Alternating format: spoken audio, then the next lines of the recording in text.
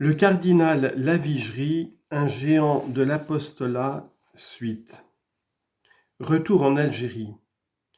Pendant ce temps, la France entière répondait à l'ardent appel qui lui avait été adressé. Les dons en nature et en espèces affluaient de toutes parts et les comités de secours s'organisaient pour obtenir des ressources. Retourné en Algérie, l'archevêque avait fait transporter l'orphelinat de Saint-Eugène dans le quartier de Ben Aknoun, à proximité d'Alger, dans une vaste propriété agricole. Prêtres, religieux, religieuses, laïcs, tous voulurent prêter leur concours aux ailes de leur pasteur. C'était d'ailleurs une nécessité car le travail ne manquait pas. Les besoins aussi se faisaient immenses et au bout de peu de temps, on put calculer qu'il faudrait 500 000 francs par an pour maintenir cette œuvre, somme qui apparaîtra dépasser toutes les possibilités pour cette époque et dans une colonie encore naissante. Monseigneur Lavigerie avait tout donné, on le vit même remiser son carrosse et se contenter de voitures de louage, sauf pour des cas tout à fait exceptionnels. Ces chevaux furent envoyés au champ tourner le manège des norias de l'orphelinat. Au début d'avril, ils dépassaient le chiffre de 1000 orphelins et nourrissaient en plus 2000 indigènes. Il est à noter que les secours officiels votés par les chambres étaient dirigés sur d'autres voies et que la charité privée devait ici suffire à tout. Bientôt le typhus s'ajouta à tous les malheurs précédents en raison de l'extrême misère qui avait épuisé la population. Pendant 2 mois, il mourait chaque jour de 10 à 20 orphelins, mais de nouveaux venus comblaient le plus souvent les vides causés par la mort. 7 religieuses, un frère de la compagnie de Jésus succombèrent en l'espace de quelques jours seulement, atteints par la contagion. Après avoir vu défiler sous ses yeux angoissés toutes les misères possibles, l'archevêque pouvait écrire ces lignes où son cœur sensible se dévoile tout entier, tout sans exception, et les soucis et les fatigues et ce que l'on appelle des espérances humaines évanouies, tout est compensé par la douceur de cette pensée. Il ne s'est pas présenté à moi dans ces jours de deuil de l'Algérie une seule infortune que j'ai repoussée. Il n'est pas venu un seul de ces pauvres enfants frapper à ma porte ou à celle d'un prêtre chrétien, sans que je lui ai dit « Mon enfant, je serai ton père ».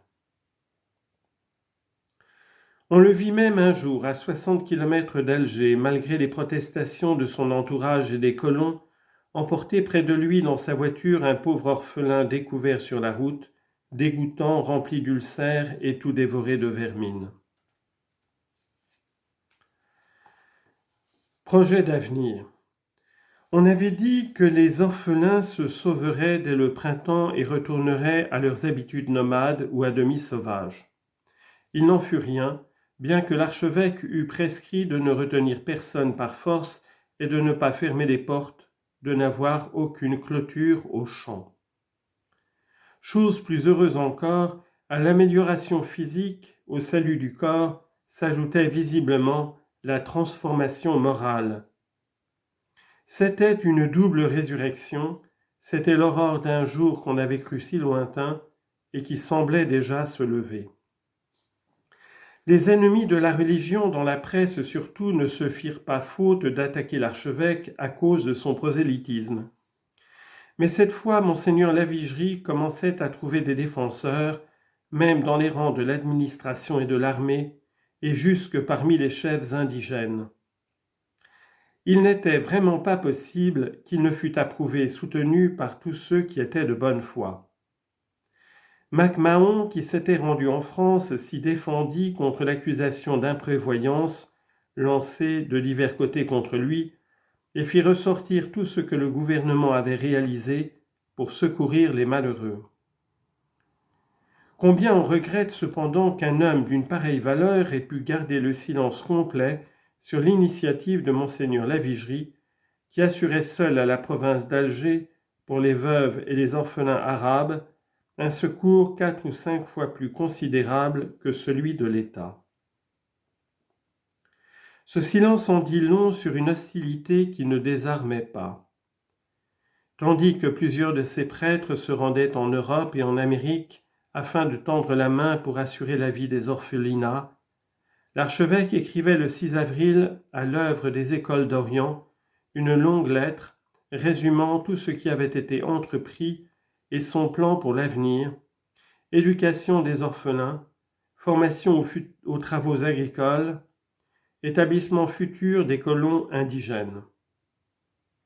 Cette lettre mémorable est tout un programme qu'il allait accomplir point par point, et elle résume ses idées les plus essentielles. C'est un véritable manifeste de l'apostolat en terre d'Afrique.